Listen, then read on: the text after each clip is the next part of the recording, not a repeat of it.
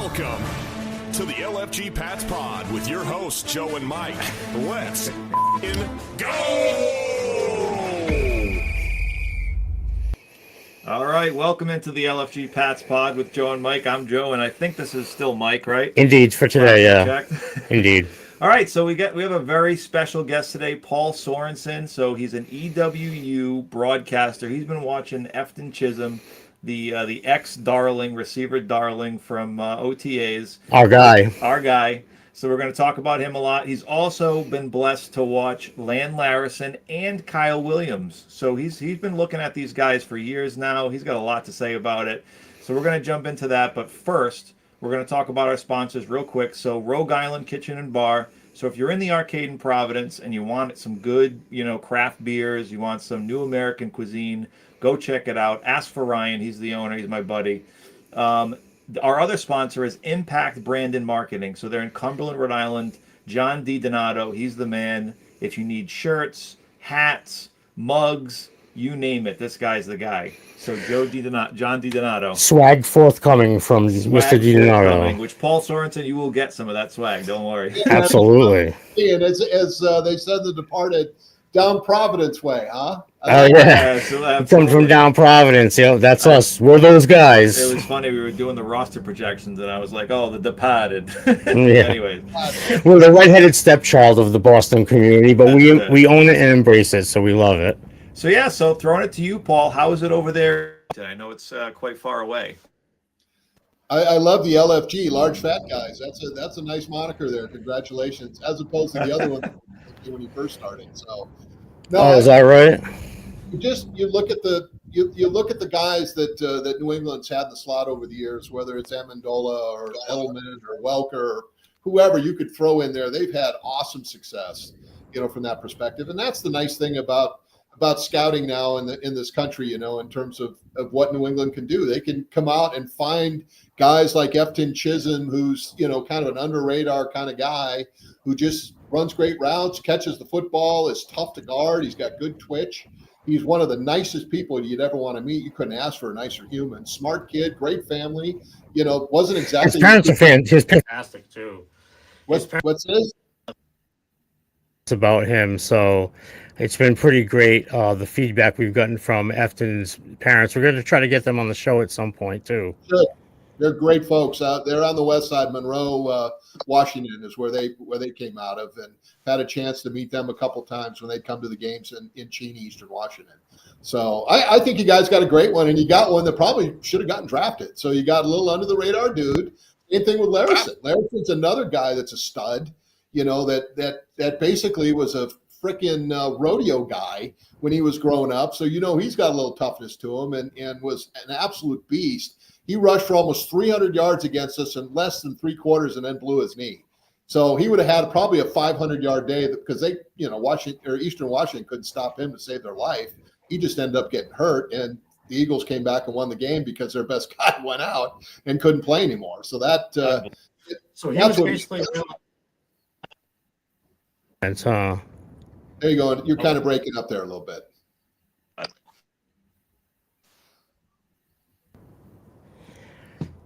Sorry, we're having some audio issues here. I'm not sure why. Can you hear us? Yep. You're just breaking up for a period of time there. Okay. All right, we're just having some audio issues here. What if we? As long as you're not spilling some pop on the board there, that might not be conducive to a good show.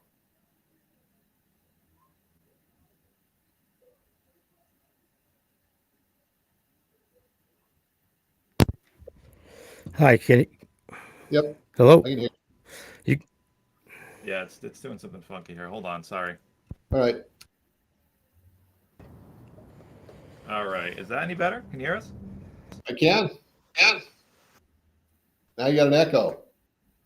All right, how about now? Can you hear us now? Yes, sir.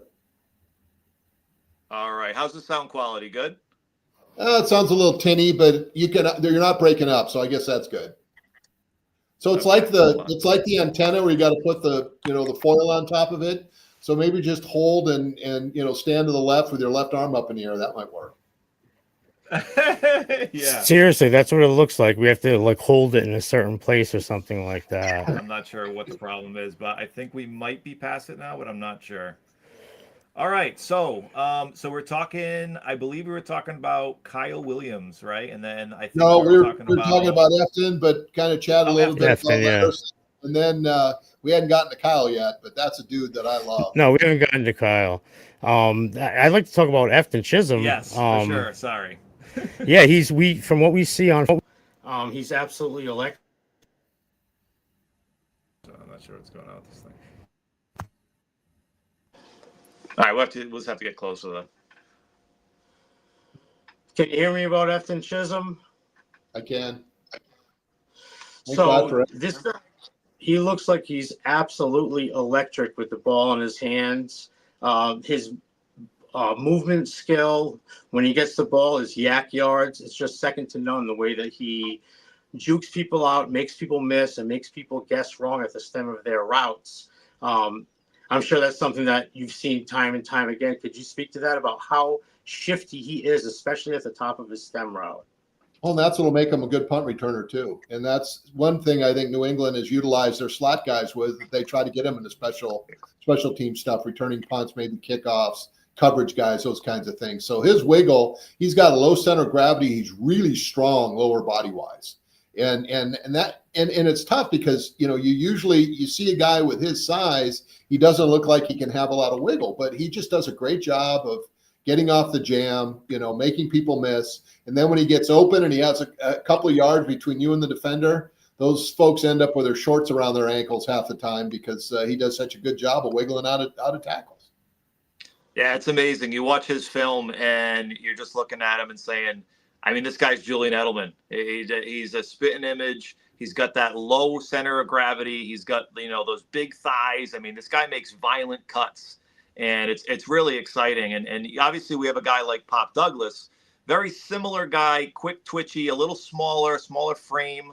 But I think he's in the same kind of mold, and I think both can really coexist, to be honest. Sure. Well, you can put one on either side, one in, the slot. You move guys around. You can have a tray set. And don't forget about Kendrick Bourne. He's another Eagle as well, who's had himself a nice NFL career. And Eastern's turned out some pretty damn good wide receivers, over the years. And all you have to do is throw a guy by the name of Cooper Kupp in there, and yeah, you have the greatest. There. Greatest but you did scout. You covered Kendrick Bourne when he was there. Yeah, Yeah, it was great. I love that guy. What a personality that dude has. Oh, he's through the roof. His character is absolutely through the roof. Could you give me a quick scout breakdown of him from when he was in college? Was he more of a Z guy, or was he more of a slot guy, or what was his? No, he was more of an outside receiver. But one thing Eastern does is they teach you to play all the positions, so he can move inside, move outside. The coordinators are good at utilizing their talent. And the same thing with Efton. They would move Efton around because people would game plan to try to double bracket him with a backer or a safety in a corner. So they'd put him in motion. They'd start him on the outside, bring him in. They'd start him in the slot. He'd start in the backfield. They did a lot of stuff. Kendrick was the same way. He could play any one of his positions, but he was more of your guy that was your, get down the field, try to make some plays over the top, extend the defense kind of thing, where Efton was more of your inside slot, true slot guy that really caused some problems. And Eastern couldn't block anybody last year. So they had to get rid of the ball quick. And guess who that ball went to? About 64% of all the completions went to Efton. The entire year, he was getting 6.5 out of 10 passes his direction because he was open. For sure. That actually ties into the next thing I was going to ask you, because what I've noticed is that they made a very concerted effort to scheme him open and to get him the ball in space. On those swing routes, on the bubble screens, on the quick digs, the slants, all of that stuff, to allow him the opportunity to make a play after he gets the football. So that's basically a byproduct of the rest of the offense, is that they had to do that way. Yep. And, the nice thing about OTOs, which they're going through right now, because it's such a brain dump, trying to know all the technology, or the terminology and all the different things that are going on, from the perspective of the receivers in the offense, because it's different than what they've been dealing with. in college. And so this is an important period, not necessarily on the physical side, but really on the mental side and the relationships with the quarterbacks, starting to get a feel. And you'll see the QBs will start zeroing in on guys that they like to throw to. And it wouldn't surprise me that Efton's the guy that's going to get the majority of the stuff, along with Kyle Williams, because those guys are explosive. They catch the football and they make you look good after the catch. And that's what a receiver needs to do. Absolutely. Those are the two guys. Those are our two OTA darlings of the whole Patriots roster right now, is Kyle Williams and Efton Chism. They're both working with, now there's a couple guys that are out, but the point is they're both working with the first team, and they're both already carving out roles. Kyle Williams is being used exclusively as an X, which I know he has versatility, but I love the fact that they're keeping him at X because I think he excels there. Just the way that he can get over the top of people and trick people, get separation, and come back on his stems and whatnot.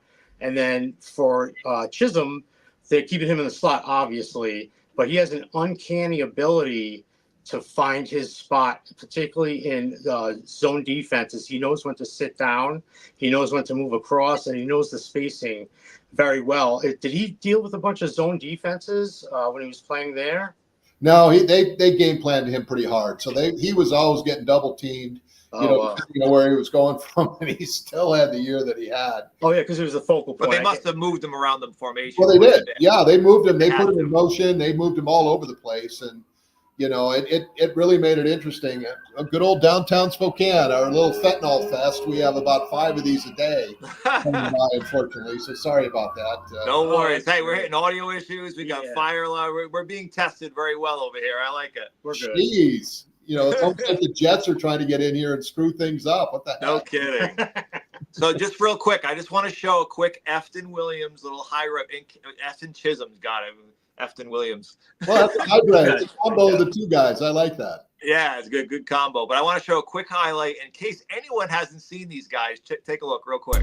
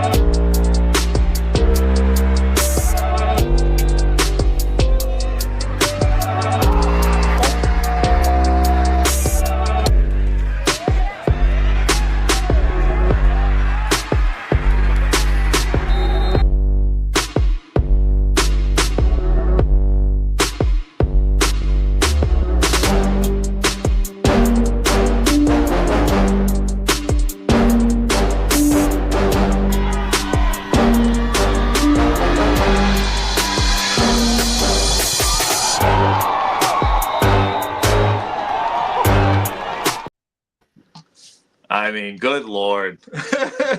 That last catch where he high pointed it with one hand and then looked at the guy on the ground like, oh, this guy is he's that mean, like gritty.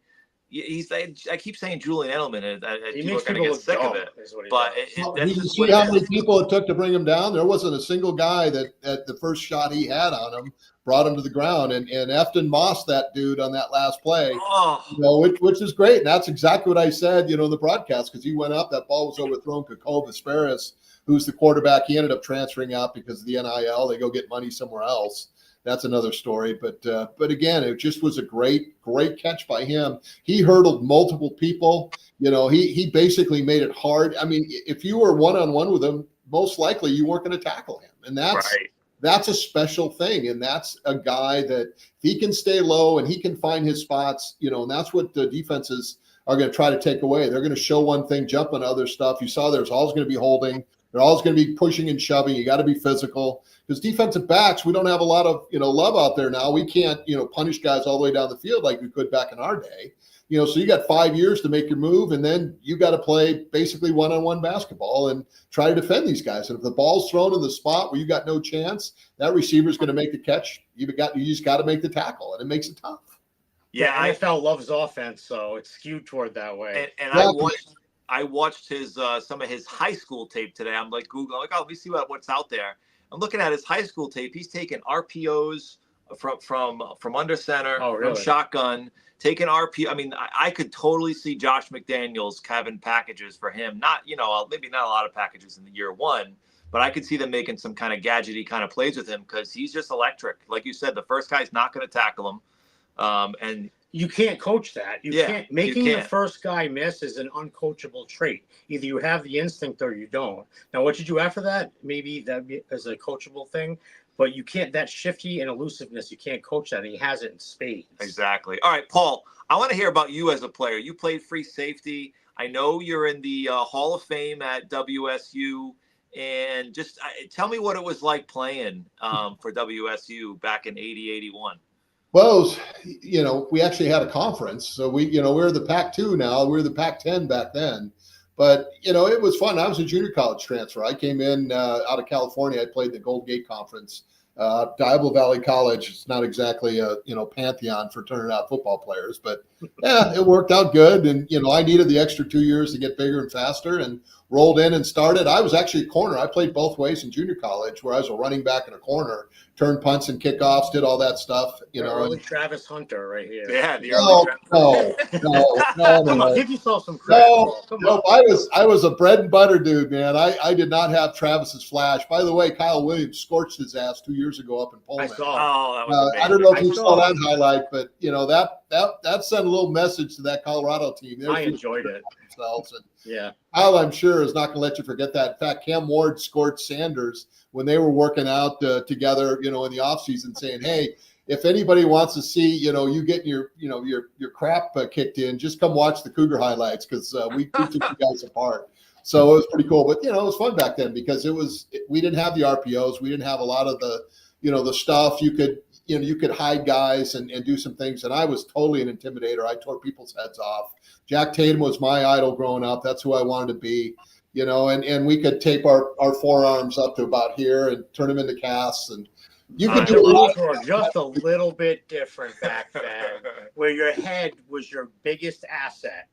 And believe me, back in the day, I used it as much as I often could. Did they teach you the same way they taught me? You put forehead, you put nose through sternum. I mean, who tackles that right now? You put it through the guy, not to the guy. So now it's the rugby tackle. It's the eyes to the thigh and the alligator twist. And that's no fun. I'd much rather go after a guy's head than his thigh because that hurts. Yeah, big time. Yeah, it's a different world these days, my friend. We had a good team. We ended up losing to Washington for the Pac-10 championship. We ended up going to the Holiday Bowl. Played Brigham Young, and they had a couple of guys who were pretty good by the name of Jim McMahon and Visek Ahema, who set the NFL punt return record. And they had Andy Reid was on that staff. Holmgren was on that staff. Wow. Lavelle Edwards was the head coach. They had 5 NFL head coaches on that BYU staff, and we lost 38-36 to them in San Diego in the Holiday Bowl. So that was the Lavelle Edwards coaching tree? Yes. Really? It's amazing. And who came under that?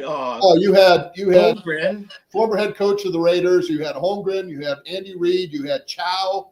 You had there was another guy that somewhere. I think of him. He was what was he, a safety back in the day? He was a wide receiver at punt return.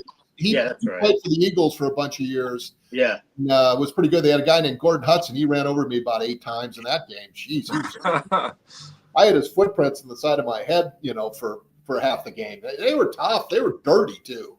So we them as much as any game that I've ever been in. That's a team that we physically tried to hurt because they were salty. Who knew those Mormons would get after us? But Jim McMahon's Catholic. I mean, what the heck is he going to freaking BYU for? You were the devil, You were the devil. They stick to their principles, but I digress. So anyway, that was kind of fun. And then you go through the whole process. Back in the day, we didn't have a combine, so we had to go and we'd work out at 4 or 5 different locations. And they would bring, like the Niners would have 3 or 4 NFL teams, or you go to Dallas, or you go back to New York, and then they'd come in and run you in the off season. And I played then in the Holiday Bowl. After the Holiday Bowl, I played the Japan Bowl and the East-West Shrine Game. I got invited to the Senior Bowl and the Hula Bowl, but they were all on the same dates as those other two, so you had to kind of pick and choose. Yeah. And then you did a month worth of workouts where they would come in, they'd bring the DB coach in and the D coordinator and their trainers, and they would just reef on your knees and your shoulders to see if you're going to fall apart and see if you had any decent footwork. And after that, then if you passed all that stuff, yeah, I was going off. I had no ACL, so I was playing with no anterior cruciates. And if they would have done the resonant, the full body scans that they do now for their physicals. Oh boy, it was not a world. I'm telling you right now, I would have been passing towels out. So it is what it is. It is a different league these days. It is.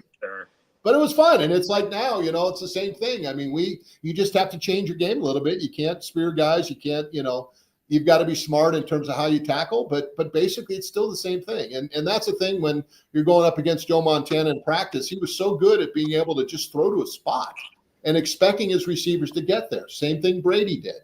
You look at the really good quarterbacks. Mahomes is the same way. He's got his, he's got guys that he knows he can get the football to if he throws it in a certain area. And I think that's the thing that these receivers, Williams and Chism and whoever else is out there. Once they start figuring that out, once they start understanding the quarterbacks and the schemes, everything will start to slow down. Because right now it's a tornado between their ears. It's insane, all the stuff that you have to digest in a very short period of time. And you just want one coach to fall in love with you, because that coach has got to fight for you when it comes down to that final 50. Absolutely. And there's a lot of good football players that are going to get cut that deserve to be on NFL rosters. So it is what it is. It's an interesting point. The guys that they're working with Drake May, which I'm sure you know a little bit about that guy. And speaking what you just talked about, quarterback traits and whatnot, have you seen anything from Drake May, just like genuine, just covering him or covering his reports or his news? Do you have any takeaways from him that ought to be like not red flags or not super rose colored, but anything in general? I'm not a big Patriots fan. You could be honest. I'm more of a Bengal and Niner fan, because those are the guys who wrote the paychecks. But I will say this, the one thing that you do understand about quarterback play is it takes a certain acumen for those guys, because they have so many different checks, so many different things when they get to the line of scrimmage that they have to dissect in a very short period of time. It's the same thing that we had. I'll just give you an example. You look at 2 franchises, Cincinnati Bengals, the San Francisco 49ers. We had Hank Bullock, who was a mad doctor of defense back in the day. We had 2,000 checks. I never knew what the hell I was doing.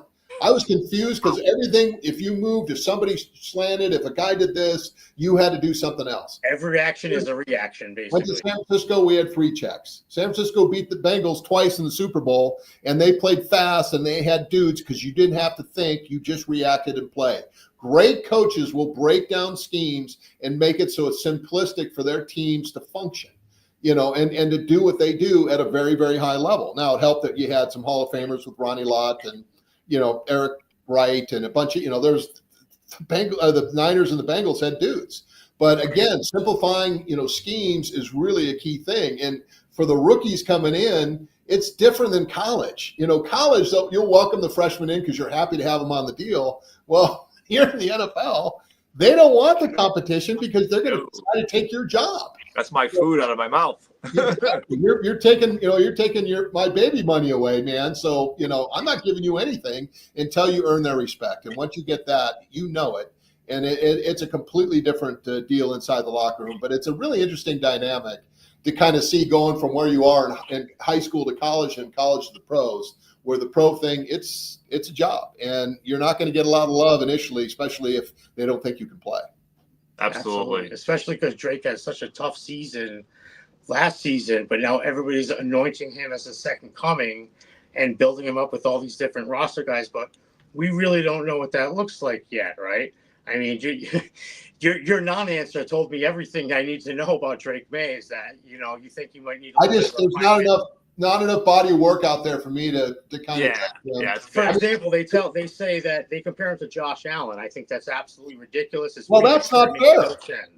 That's not a fair comparison. You can't do that. He doesn't have the same setup as a Josh Allen. You just go back to the Drew Bledsoe days. Drew's another WSU Cougar as a first pick. Got to play for Parcells, who treated him like dog crap. And of course that's the way it is. I was there for that. He's a 6'6" guy with a freaking hose that could throw it 80 yards if he had to, and could stand back there and took a beating, and I'm still pissed at at the Patriots for not putting Drew back in after he was healthy, and then he had to come back in and bail you guys out to get to the Super Bowl when Brady got hurt, and Brady comes back and starts the Super Bowl and wins it. So anyway. That's fantastic. That is great insight. I was there for that. I remember Drew getting picked first. I remember the Parcell years. I remember all of it. I loved that team. I loved Drew Bledsoe. He was frustrating at times because he holds the ball. He does. He was a giant back there. He was the hardest guy to sack only because he was so big. He was like 6'5", 245, and he wouldn't go down. He would get hit from the blind side. He'd be like, all right, he's done. No, wait, hold on. And he would wait and then he would still get rid of it. We call him the statue all the time. I love that guy so much. Well, and it was interesting you say that because the hit that he got hurt on, I think almost ruptured his kidney or liver. He sheared a blood vessel. Yeah, he almost bled to death internally. And then when he came back in that AFC Championship game, basically he got hit almost the same way and bounced right back and ran back in. And when I watched that, I went, okay, Drew's fine. He's ready. He won that game. He's a tough dude. He won that game straight up, plain and simple. And we can say revisionist history now, knowing what we know. But back then, it was legitimately a question of why aren't you putting Bledsoe back in right now? I know this young kid is playing well and managing the team, but Bledsoe is the better talent. So why are you not putting him back in? We had debates about that all throughout that 2001 season. Drew was my guy. They had just re-signed him to a huge contract. Yep. I thought they should have given him a fair shake. But then retroactively, now that I see what happened, I can't complain too much. But at the time, I wasn't happy. And that's the thing that practice gives you. And again, to defend Drew, the adage back in the day is if you got hurt, you were a starter, you got your job back when you were healthy. At least those are old school rules, right? And play, and then if you F things up, then basically they would move on and replace it. But he did not get that chance. The Cardinals doesn't lose his job just because of an injury. Yeah. Well, and it's the same way too. The NFL, the coaches are there, and they probably felt Brady was coming on. He was younger. He was more. And again, when you have a large contract with that, the job as an NFL guy is to try to get to that second contract. Because that's, how everything's slotted now, depending on if it's a 3 or 4 year deal, depending on where you're drafted, you're pretty much going to get a certain amount of dough. So you want to try to get to that second contract, and get that big paycheck. But then again, when it comes down to making tough decisions and you got two guys that are similar, but one guy's making $50 million, the other guy's making $18 million, guess what? What do you think's going to happen? They're going to figure out a way to jettison the $50 million dude. And that's the tough part about this league, and that's why the NFL stands for not for long. That's also a bigger picture about how it speaks to Belichick and how he ran his team so long. And we could do a whole nother segment about there's some dynamics in there that are really, really incredible, and it takes some big balls to, Belichick had him, man. I mean, I admire him, and he's going to go down as one of the greatest coaches in NFL history. For what he was able to do and what he was able to accomplish. But he saw something in Brady and was willing to take that chance and alienate, just like you talked about, a lot of people just like me and you, basically that thought he should have gotten a fair shake, and he was willing to stand there and take the heat. I admire that. Have to. All right, so the next thing I want to make sure we get to, because we're getting at almost 30 minutes here, our other UDFA darling, Lan Larison.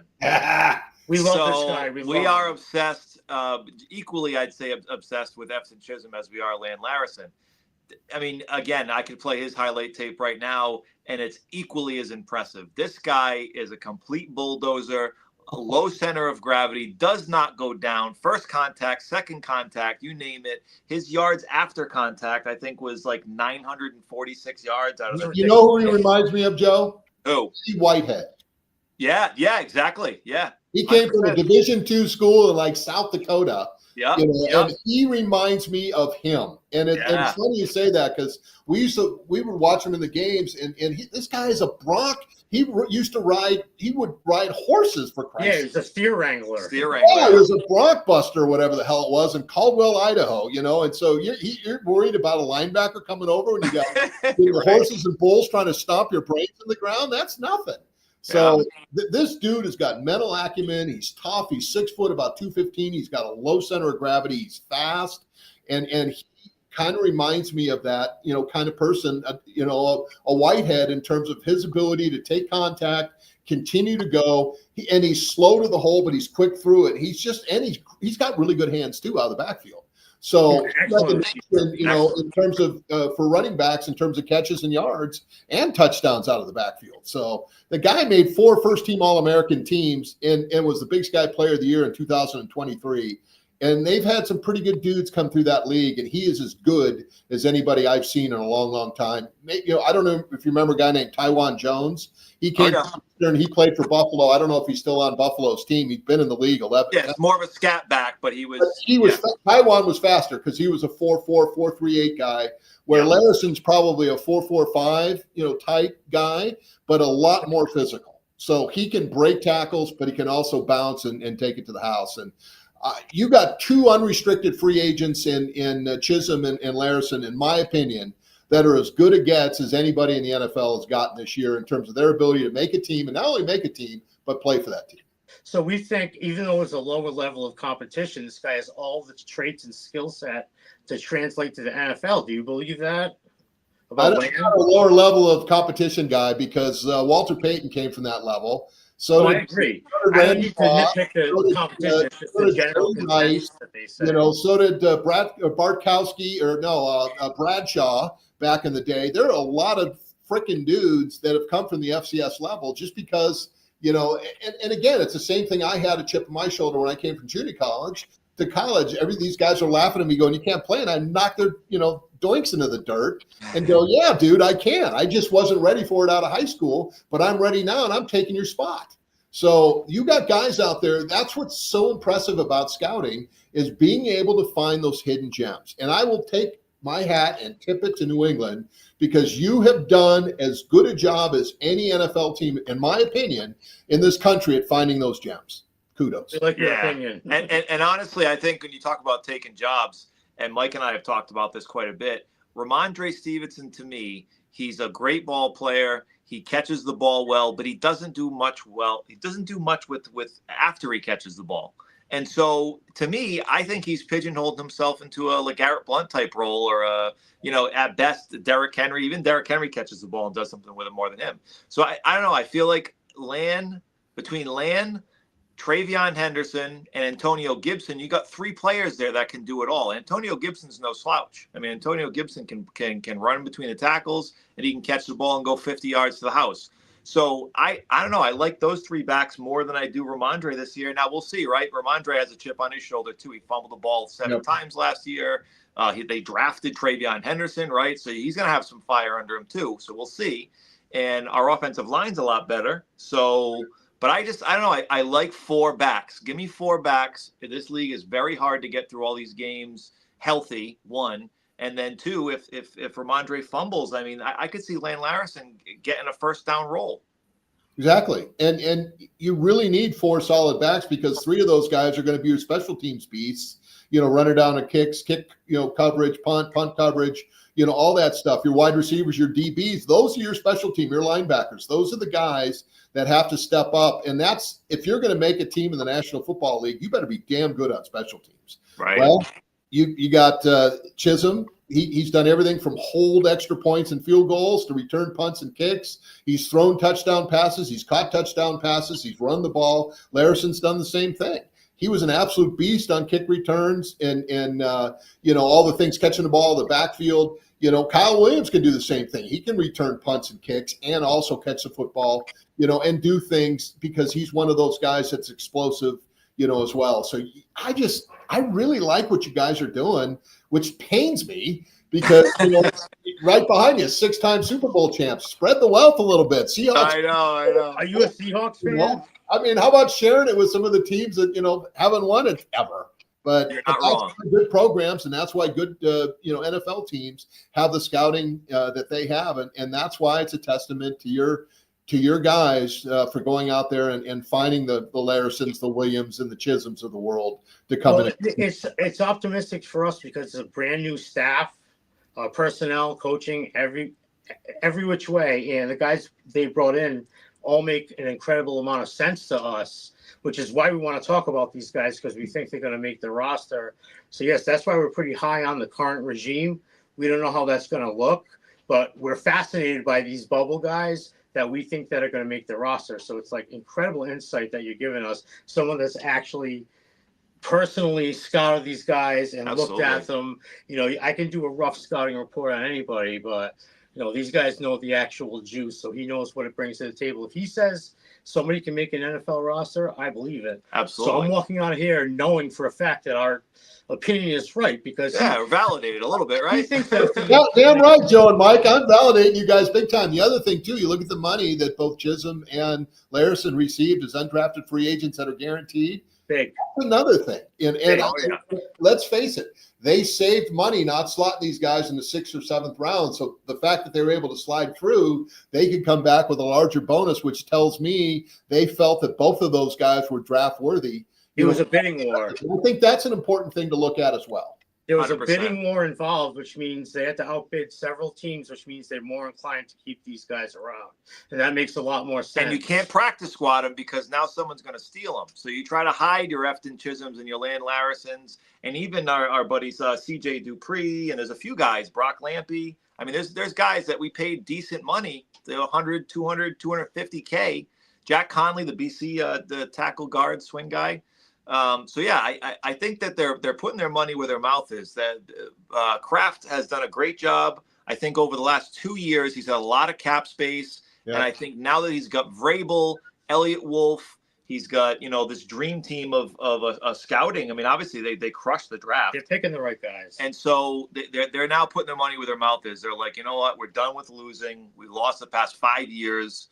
I know that's again, we won't go to other teams and talk about them, but for Bob Kraft, all he knows is winning at this point. Yes. So he doesn't bring in the right accept kind of guys. Yeah, well, that's an important thing to have an owner that understands that, and Kraft has done a remarkable job, taking this program going back to when Drew first started. That was a miserable football team when he walked on that field originally, and they got into the Super Bowl, and he didn't win it when he started, but then they won it, when Brady had the opportunity, and then you guys have really been the pantheon, from that perspective. Now Kansas City's kind of replaced, you just from that, that moniker. Sure. It was the Pittsburgh Steelers, and it was the 49ers, and it was Dallas. And, so you see this change that comes in. And it's interesting, too, because now you're down, if I remember correctly, to 2 preseason games. We had 5. Yep. We had 5. Wow. We were playing for 5 weeks. Oh, yeah. We got a lot more playing time in the preseason than these kids are going to get. If they can get in the first half of the first game, that'll tell you something right there. And if they can do some things to, be seen on film, because you're not going to have the opportunity in the preseason that we had. So if we got caught, there was enough film on us that guys would pick us up and, dump us onto another team. And so that's the hard part for the rookies coming in, is they don't have any film yet in the NFL. They've got to get an opportunity to get on. Your exhibition games back in the 80s were full-on games. Just dogfights. I remember Jerry Rice talking about the exhibition season when you had 6 preseason games. He said it felt like you already played a whole season before you even got to the actual regular season. These guys are fighting for their lives. So they're fighting for paychecks. The grind was just it was so different. Oh, that's halfway through. That's 6 games is halfway through a college season. You guys are playing, what is it, with the 2, and is it 18 regular season, or is it 17? 17. They're going to go to 18 soon, though. Next year it'll be 18. Football games. You got basically 7 more than you normally play in college at a much higher level. I mean, I had 15 my senior year because we had a bowl game and then 2 all-star games.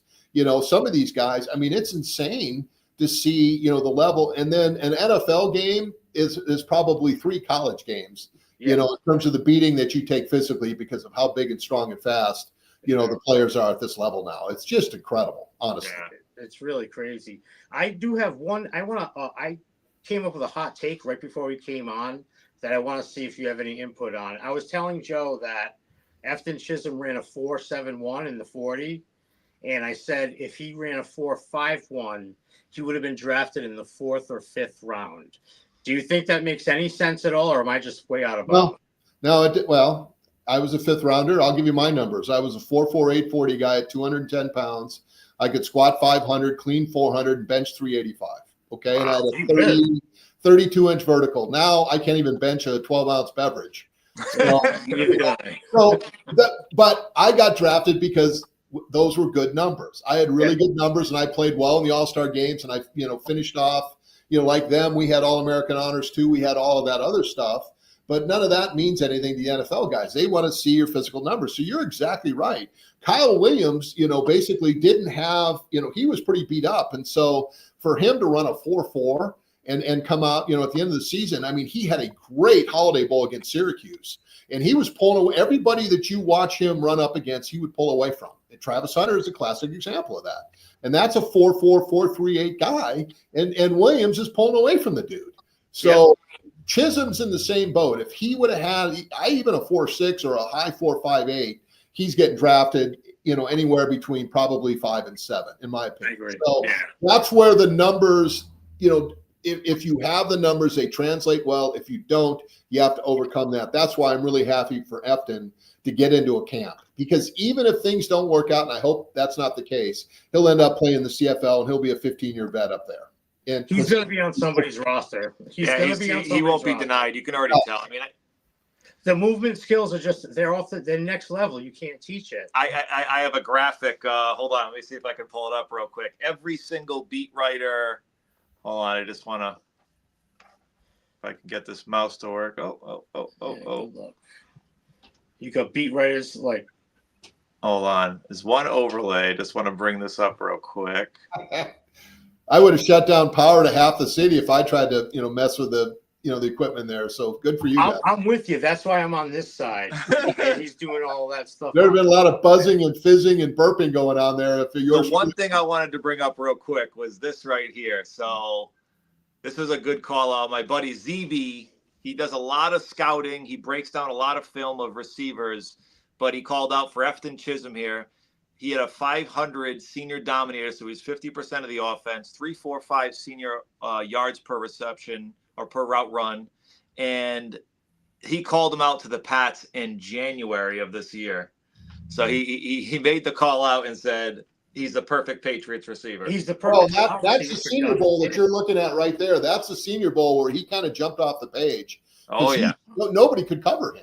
No. And again, so then basically he was pretty beat up. Let's face it, he was 65% of Eastern Washington's offense. Yep. By the end of the year, that body is trashed, and you're not going to be able to run great numbers. It takes a while. It usually used to take me 4 to 5 weeks at the end of the season where I could get back where I felt like I was kind of normal again. The NFL is even worse. It's probably closer to 2 months.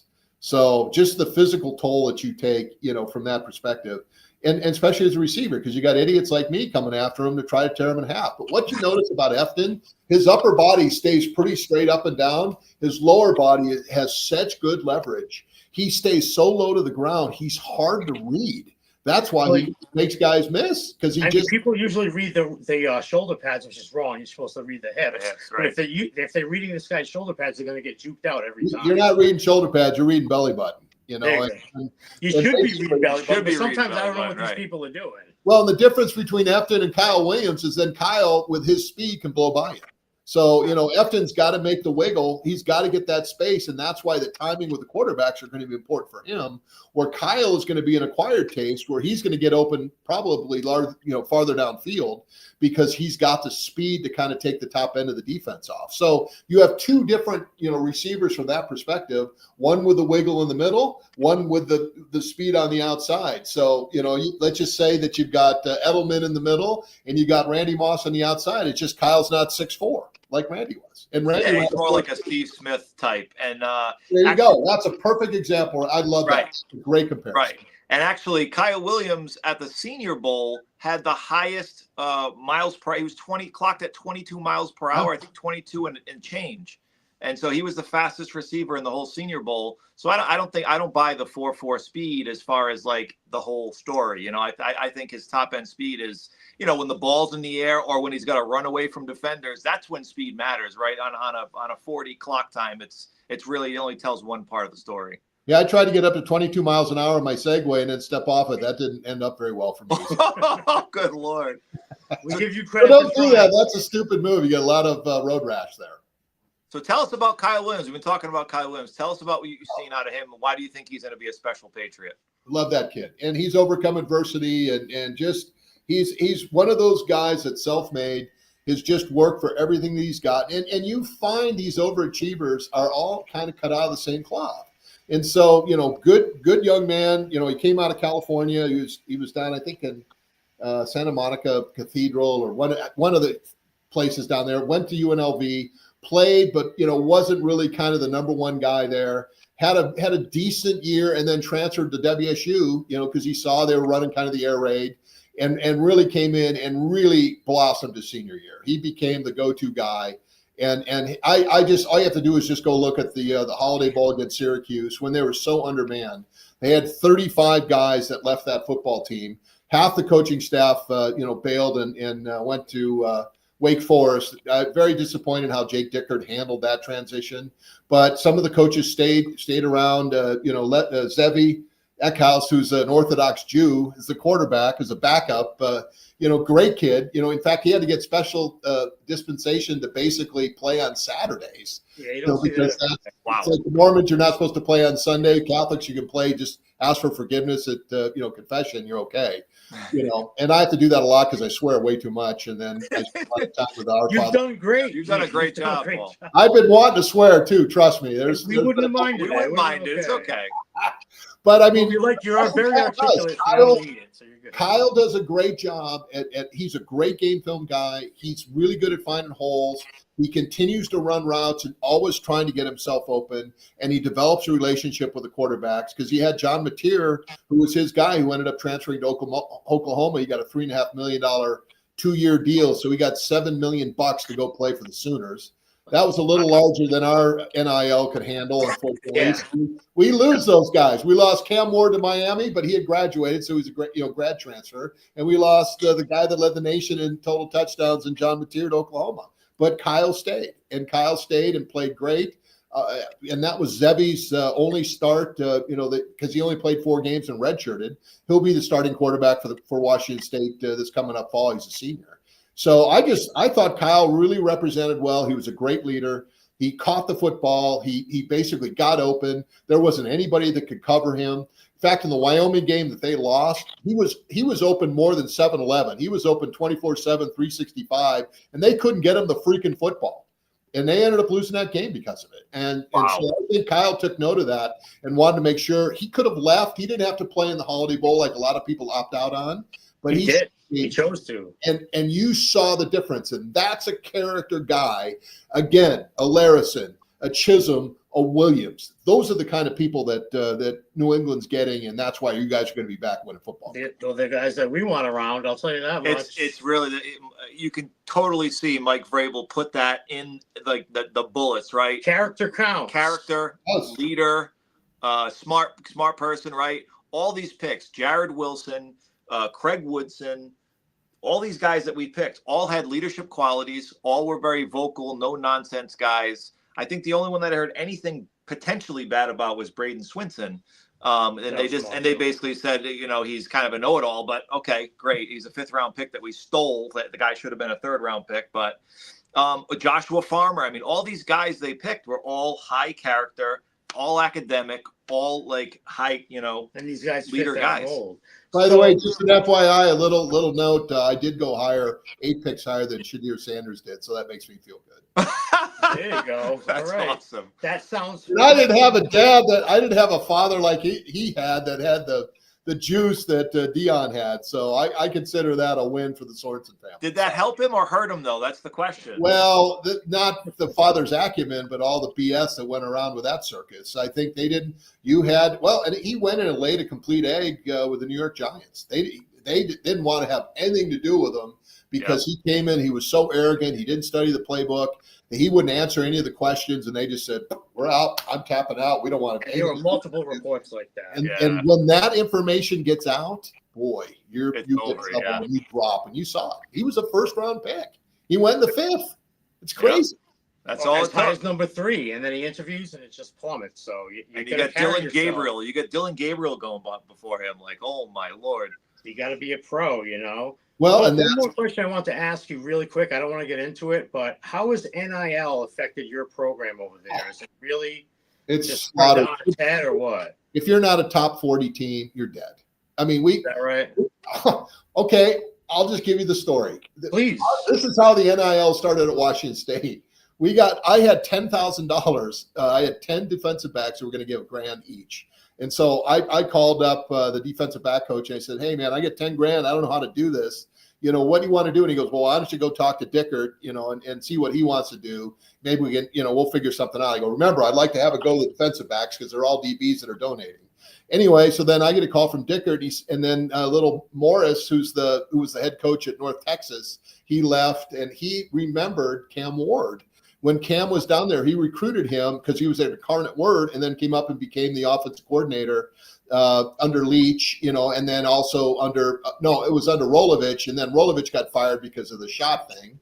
And then he ended up taking over the offensive coordinator position. And he goes, "Hey, and he was the guy that brought in both Cam Ward and also John Mateer.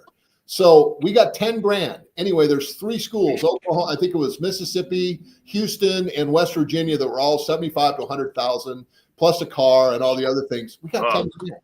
So here's the deal. We negotiate. We didn't even have an NIL, but we have this thing called Cougs First, which was a business group that we've had for 15 years. And so we were all on the board of directors. So I went back to them, and Jack Thompson, the throwing Samoan, he played for Cincinnati and Tampa Bay, and basically he's a guy that, I've looked up to. He's a couple years older than me. I said, "Hey, what do we do on this?" Because they want to try to bring this quarterback guy in, and they want to use the money that I got to go to defensive backs to start, this thing. So we negotiated a $100,000 package.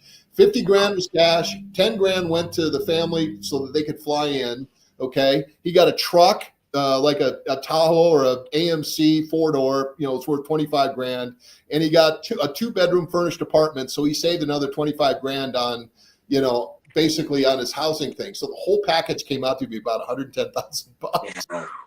My Lord. And he decided to come to Washington State. That was our first deal. Then we created the Cougar Collective off that, and we'll be between 5 and 10 million this year, which is scratch compared to what Oregon spent last year, which was 50 million. Oh my God. That's what NIL is doing to college football.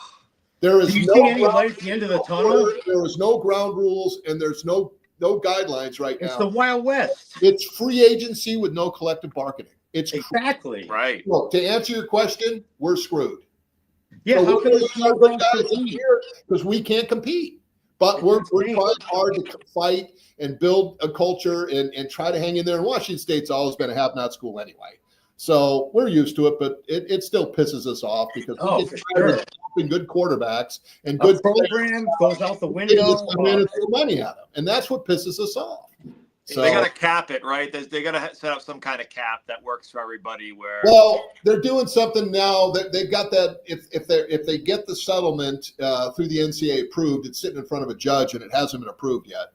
You're going to have 20 million on a revenue share that each school can go up to 20 million on it. Washington State will probably do like 10, and then 5 million will go into scholarships, but it has to be spread out equally because of Title IX, and 5 million will go back into NIL, which has to be spread out equally. So they'll always have collectives on the outside because football, men's and women's basketball are really the kings, from the financial side. So we've been right in the middle of this whole thing right from the get-go, and it's dirty. It sucks. It's the first thing you hear from a kid is, "Hey, how much are you going to pay me?" We go, "We're not paying you a damn thing." Right. It's just bottom line oriented. That's all they look at. Yeah. So we're not going to do any of that stuff until you figure out, where you want to be. We're not in that realm. So culture, here's tradition, another and thing. program goes out the window. Well, No Michael culture, they Irvin, don't care about that. I think Michael Irvin made a statement that I think is so prophetic. He said, when we were in high school, we did everything we could to get to college so that we could do everything that we can to get to the pros. I played hurt. I played beat up. I did whatever I can. He goes, now these kids are getting paid starting in high school. Guess what? You're not going to have the same motivated kid in the National Football League. It's changing the dynamics of the personalities of these kids because they're getting paid so early. Entitlement, yeah. It's sad. And so, to be honest, I think it's great for the players, good for them. I mean, I got a Domino's coupon for $5 off that was expired. That was my end. So do you think the NCAA is going to get disbanded? I would have been $1 million dude back in the day, and I'm going right. Nope. But you wouldn't be able to talk to you now, though, Paul. You would. I'd probably be bankrupt, and you'll see me on the corner and say, "We'll work for food," So Paul, is this the beginning of the end for the NCAA? Is that going to stay together, or are they going to break it up? I think the NCAA is going to implode, and I think you're going to see a power shift with the Big Ten and the SEC, and they're going to go off and do their own thing. And if the NFL was smart, they would make it NFL light, and they'd come in and they would basically have feeder schools, whatever that happens to be, and have their players come in, play for a couple years. If the NFL wanted to handle this whole thing, they would open up the draft at 18-year-old kids. But you know what? An 18-year-old kid is not ready for the National Football League. Maybe in baseball, maybe in the NBA, but not the NFL. No way. No, you're 100% right. But Goodell's thought about it. Goodell, it's at the very least, his people have thought about it. He's trying to control everything. Yeah, 100%. So you'll have your 40 teams break off. They'll have a super conference, and then the rest of us will go and do what we do and get back to regional play and stop having the Cal and Stanfords travel to the ACC and the USCs and UCLAs go to the Rutgers and the Northwesterns and all that crap of the world. I mean, get back to regional play where it should be and have your own rivals. And that's the thing that pisses us off is both watching people are playing across country. Nobody has a rivalry anymore. No. I mean, we played Washington in September. Who cares? Yeah. It's not the rivalry that it used to be because they're playing in a different league now. So I feel bad for college football because they lost a tradition.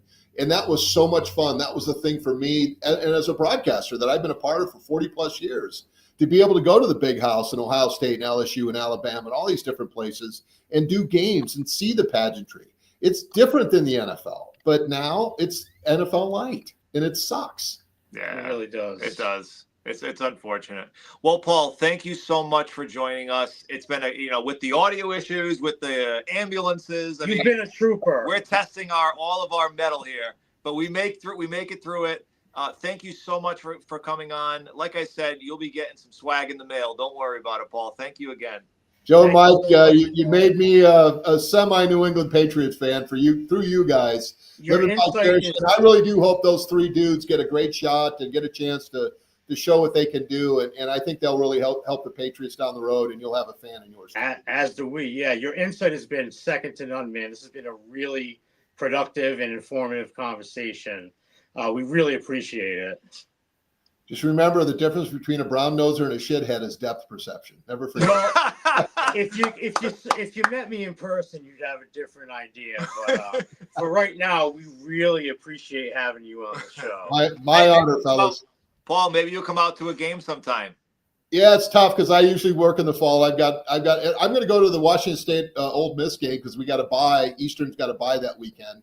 My son lives in Nashville, so I'm going to fly into Nashville. And we're going to drive down and go watch the Cougars and the Rebels play because I've always wanted to go to the Grove or not, go to their tailgating deal because it's so massive. It's one of the few places I've been. So that's a bucket list for me. But one of these days, I'd like to come back and, see you guys with your new stadium and all the fun stuff going on. That would be cool.